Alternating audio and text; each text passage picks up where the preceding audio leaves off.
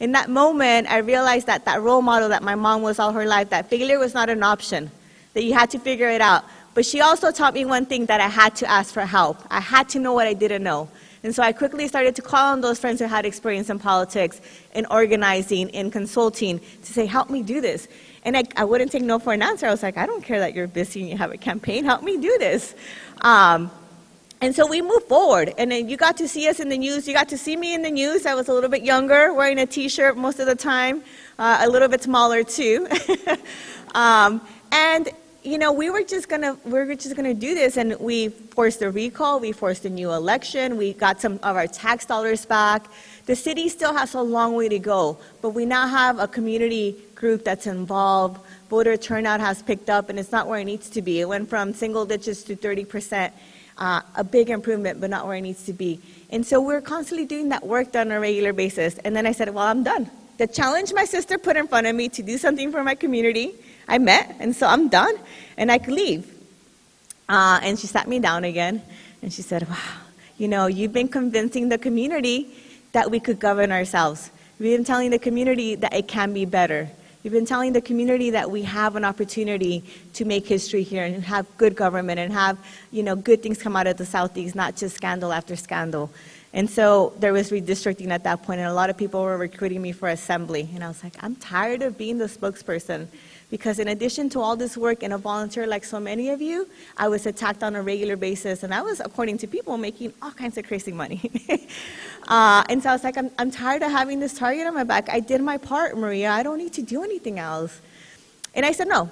And I went on vacation. I was in Argentina on vacation, having a good time. It was after Christmas, before New Year, and I started to feel really guilty. Because I thought about it, and I said, you know I could beat that machine. I know I could beat those guys. I know I'm not going to do it alone. I have a community group that wants to do it with me.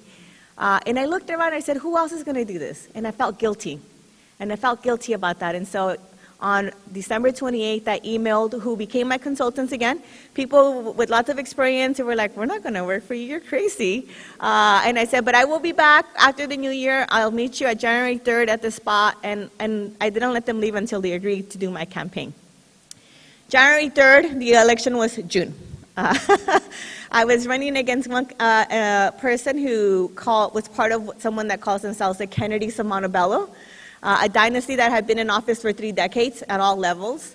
I was running against the mayor of the biggest city who had labor behind them, and then it was me, who jumped into the race late, who had no endorsements, who 2 weeks after that on MLK weekend broke my leg and I had a cast from my toes up my whole thigh. And I said, but I think like so many of us say, I'm going to do this. I know we could do this, and failure is not an option. And so we just lunged forward, and I won that primary, and I stunned everybody.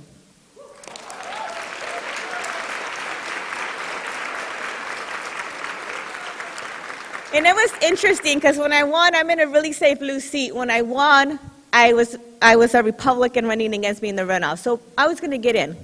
But people still thought they could beat me because I was not part of the institution. I was different. And so they were not going to be okay with that. So I actually had people still mounting a campaign against me. The people I had just lost mounting a campaign against me, having protesters in front of my office to try to make me lose. When I won that, I had the same people telling me, help us out with the job or help me out run for the Senate seat because I'm going to otherwise run someone against you because you're not supposed to be here. I got told I got here by luck on a regular basis. Nothing like telling me I got here by luck to get me angry. And that's what happens as Latinas. A lot of times you break that barrier, you get in, but you're different. And that makes people really uncomfortable all of a sudden. And they don't want to change. They don't want to accept it. And there's this shock on both sides all of a sudden. And so you think you made it. But you haven't. Actually, the challenge is just starting because as soon as you step in the door, someone's trying to push you out. The idea that someone has to share power with us, we're entitled to that power, but the idea that someone has to share power with us, it's hard. It's like telling a kid who's been a single kid all his life, share your toys now all of a sudden. So I got to the assembly, and that's what it was. And not only was I not supposed to be there, but I was a woman. 2 weeks in, I was sexually harassed by a senior lobbyist and told by one of my male colleagues, don't say anything because he has a lot of power. I was like, good Lord, where am I? It was then that I started to realize that I was a second-class citizen in a way I had never been in my life. It was then that I decided that my mission was going to be to empower women at all levels and elect more women to the Assembly and the Senate because I was not okay with that situation.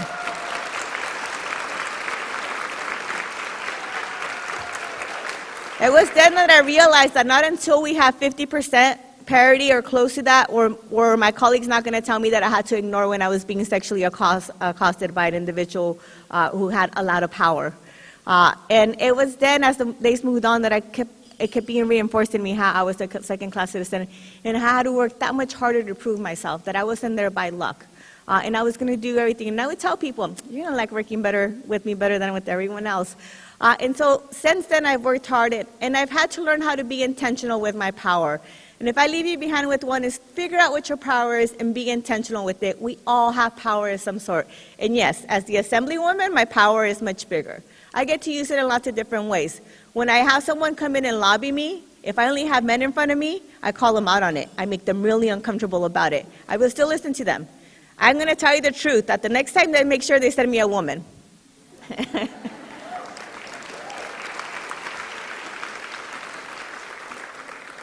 When they come back and they have that woman, but it's still one woman and 10 men, I call them out. That's not good enough. One woman's not enough. When it's one woman and there's no diversity there, I make sure that's not enough. As the vice chair of the Women's Caucus, we put on events, we bring up speakers, we raise issues on a regular basis. I have the privilege now to make sure that we always ask the question, how are women of color being affected by this issue? A lot of times it's not. My peers will bring me speakers. I'm like, but the speaker cannot give that experience. And if we are not in the room, our voice is being lost and our experience is not being shared. And so I make sure on a regular basis that my panelists, whoever's happening, is going to be diverse. And that's not just for Latinas. The reality is that there's only 5 Latinas in the whole state legislature of California. We are in one of the most diverse states. It's embarrassing. It's a shame that there's only 5 Latinas and we're all in the Assembly, none in the Senate. It's embarrassing. It's embarrassing that in the Assembly we have no Asian Democratic women. It's embarrassing that in the Senate I have one and she's about to be termed out and I'm not sure we're going to get any more there. I only have one Democratic African American sister in the Senate and 3 in the Assembly. It's embarrassing as a party, as Democrats, as women, as a state that's so diverse that we do not have parity today. It's embarrassing to me. And so I make my peers uncomfortable on a regular basis and I tell them it's not enough for you to tell me that you support women, because until I see the numbers change, I don't believe you. It's not good enough. You've been saying that for too long.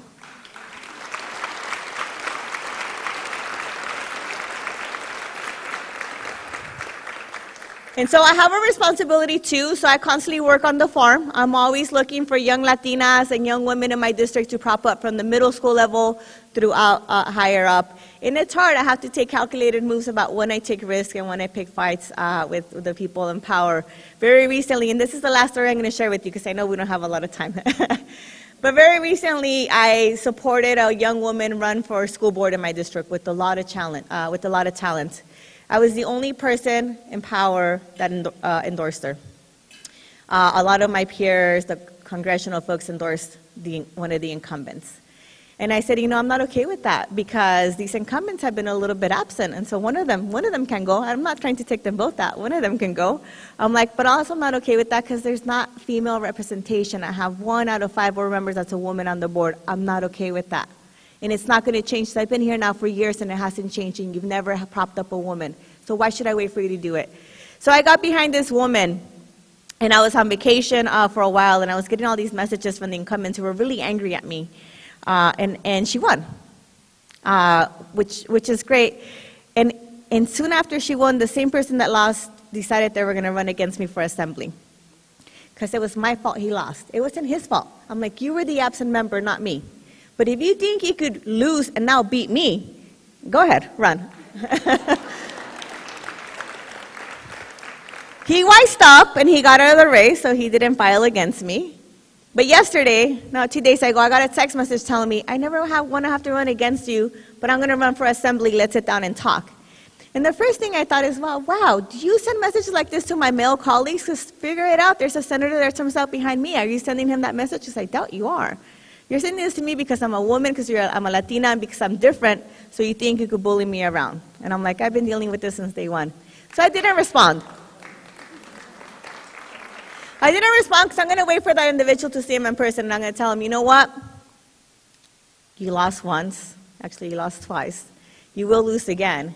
I'm like, but I will not get behind an individual that A, bullies somebody, and B, hasn't been present. Remember why you lost. It's not because I didn't support you. You were on that board for 8 years. It's because you did not remember the power you have, and you did not use it to empower your community.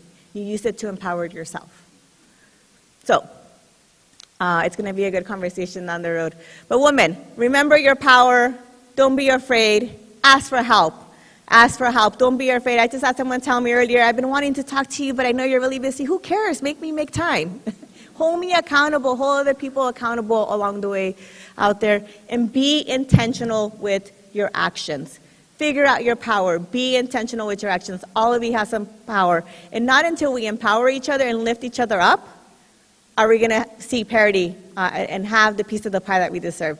So congratulations. Enjoy today. LULAC, thank you for inviting me. Thank you for all the work you've done. Because of the work a lot of you in this room have done is why I'm here today. That's never lost on me. So thank you for giving me the opportunity.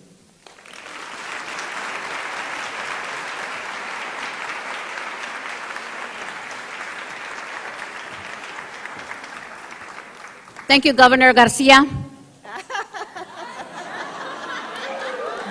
Soon to be. On behalf of LULAC, we want to thank you for being here with us with the inspirational words. Here's an example, and we're going to follow through. We have a little token of appreciation. Like to take a picture?